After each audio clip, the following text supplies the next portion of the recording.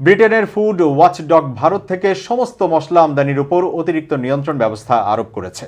দুটি ব্র্যান্ডের মশলায় বিপজ্জনক মাত্রায় কীটনাশক রয়েছে এই অভিযোগের পর সমস্ত ভারতীয় মশলা বিশ্বব্যাপী খাদ্য নিয়ন্ত্রকদের মধ্যে উদ্বেগ সৃষ্টি করেছে। গত কয়েকদিনে ভারতীয় মশলা নিষিদ্ধ করেছে সিঙ্গাপুর, হংকংয়ের মতো দেশগুলো। ব্রিটেনের ফুড স্ট্যান্ডার্ডসের তরফে জানানো হয়, বাজারে যে সমস্ত ভারতীয় মশলা বিক্রি হচ্ছে সেগুলোর দিকে কড়া নজর রাখা হচ্ছে, কারণ ভারতীয় মশলাতে মাত্রাতিরিক্ত ইথিলিন অক্সাইড ব্যবহারের অভিযোগ উঠেছে। কিন্তু ব্রিটেনে ইথিলিন অক্সাইডের ব্যবহার নিষিদ্ধ। যদি কোনো খাবার খেয়ে অসুস্থ হয়ে পড়ার সম্ভাবনা দেখা যায় তাহলে ওই খাদ্য প্রস্তুতকারী সংস্থার বিরুদ্ধে ব্যবস্থা নেওয়া হবে। দেশের মানুষকে রক্ষা করতেই এই সিদ্ধান্ত।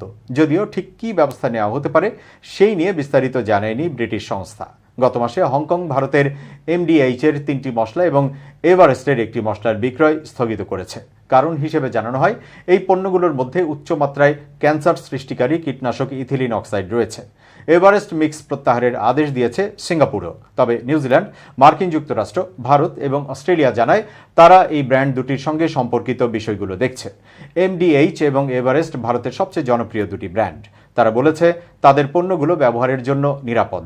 ফুড স্ট্যান্ডার্ড এজেন্সির খাদ্য নীতির ডেপুটি ডিরেক্টর জেমস কুপার রয়টার্সকে এক বিবৃতিতে বলেছেন, এখানে ইথিলিন অক্সাইড ব্যবহারের অনুমতি নেই এবং ভারতের মশলাগুলোর জন্য সেগুলি পাওয়া গেছে। ভারতের মশলা বোর্ড, যা রপ্তানি নিয়ন্ত্রণ করে, তাৎক্ষণিকভাবে মন্তব্যের অনুরোধে সাড়া দেয়নি। ভারত বিশ্বের বৃহত্তম রপ্তানিকারক ভোক্তা এবং মশলা উৎপাদনকারী।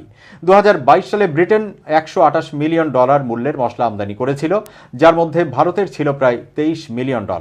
এমডিএইচ এবং এভারেস্ট মার্কিন যুক্তরাষ্ট্র, ইউরোপ, দক্ষিণ পূর্ব এশিয়া, মধ্যপ্রাচ্য এবং অস্ট্রেলিয়া সহ অনেক অঞ্চলে তাদের পণ্য রপ্তানি করে।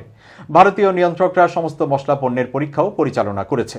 এমডিএইচ এবং এভারেস্ট পণ্যগুলির নমুনা পরীক্ষা করেছে, যদিও এখন পর্যন্ত কোনো ফলাফল প্রকাশ করা হয়নি।